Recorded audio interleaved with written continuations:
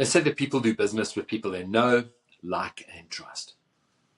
Know, like, and trust. In fact, I think people do life with people they know, like, and trust. I mean, you want to hang around people that you really like. So how do you increase that likability factor? That's what we'll be talking about in the video today. Folks, my name is Sean. I'm a speaker, coach, and trainer. I'm also a certified DISC personality and behavioral consultant. Yes, what I know. People don't care how much you know until they know how much you care. Do you really care? Because here's the thing. Trust is built on competence, character, and connection. Competence, you've got to be good at what you do. You know, if you're selling a product, you're selling a service, you've got to be good at that craft, at that skill, the ability to be able to sell that product. You've got to know what you're talking about. Character, non-negotiable. That's the foundation. You want to do business with people that are honest, that are people of integrity, that people of their word. They said they were going to do that, and they did it. And then there's that connection. So there's character, competence, and connection. That's the people don't care how much you know until they know how much you care. Once they know how much you care, they do care how much you know. So it's important to know it, to have that competence. But the connection comes from sensing that you really care.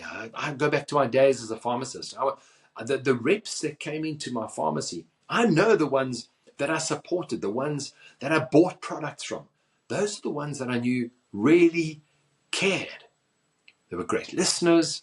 Yes, they had the ability to articulate their own words as well, communicate from that perspective. But as John says, everyone communicates, but few connect. That's John Maxwell. He wrote a beautiful book about it. See, a lot of people can speak, or some people are great listeners, but very few people learn to connect. What makes someone connect better? How do we connect better so that people know how much we care and improve our likability factor so we don't leave business on the table, but we also just don't leave life on the table in terms of our relationships? Well, the key way we do that is to understand our own personality styles and understand the personality styles of those around us. Now, I didn't know up to 15, 20 years ago that there were different languages out there, personality languages. And finally, I certified as a DISC personality and behavioral consultant in order to really understand that and how it applies to both business and life. I mean, if you've been married for any period of time, you know that you can be like two ships passing in the night if you've got two different personality styles or languages. Some are more extroverted, some are a little bit more reserved, other people are a little bit more task orientated, you know, the how-tos, and some people are a little bit more on the relationship side, the people side. Some are kind of a blend of all of those different styles. Most of us are a little bit of a blend. So folks, unless you really get to grips with your style, your language, and then understand the sort of signs of the strengths, the challenges, the hidden fears and dominant fears that each style has, unless you do that and then learn how to communicate and connect by speaking the other person's language, unless you do that, there won't be a connection. That will be the passing in the night of those two ships. I had a young pharmacist lady that was attending one of my communication workshops that I did for a corporate pharmaceutical company. And she said, Sean, why don't they teach this? Why don't they teach this in premarital counseling? Because my fiance and I have been like two ships passing in the night.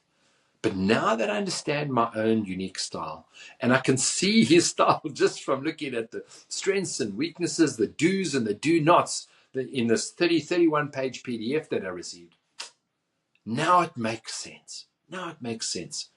You might be married for a long time. We've been married for 34 years. They say you marry your opposite, right? That's what attracts you to them. But then you spend the rest of your life trying to get to know them because they're different. They're different. They're uniquely different. If you want to improve your relationships and really connect to them, if you want to not leave sales on the table, folks, you've got to learn to connect. You've got to learn to connect. And the way we learn to connect is to speak the other person's language.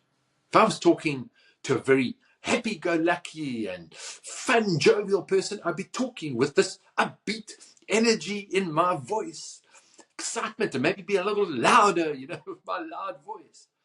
But if I was talking to a more reserved personality, quieter personality, I would lower my voice. I'd maybe slow down the pace a little bit. I'd be interested in ask and listen to them, ask more questions. Folks, different people, different styles of communication. That's how we connect.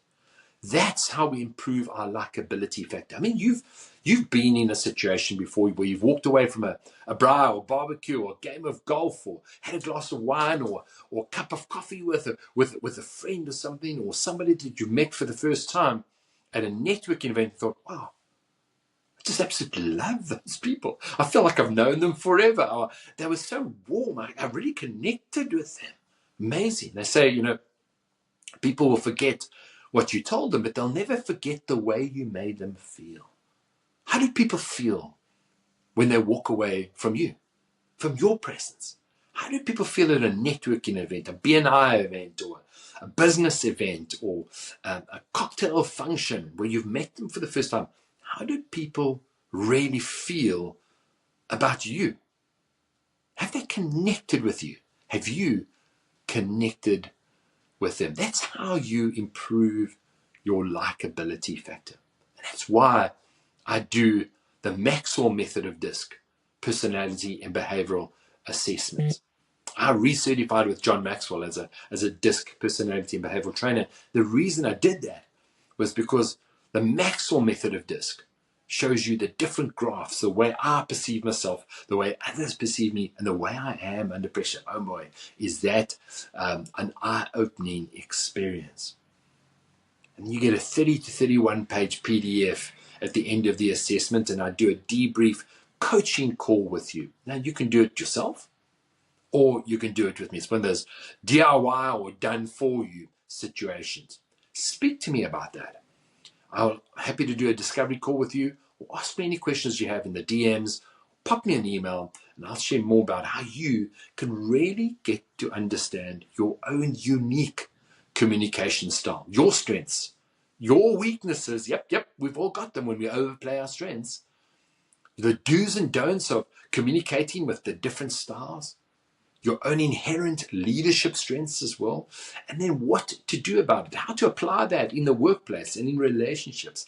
It's a 30 to 31 page, absolutely wonderful PDF document that you receive back, and it can change your life, and it can change your relationships, it can change your business. Reach out, and I look forward to connecting with you. This has been Sean. Cheers.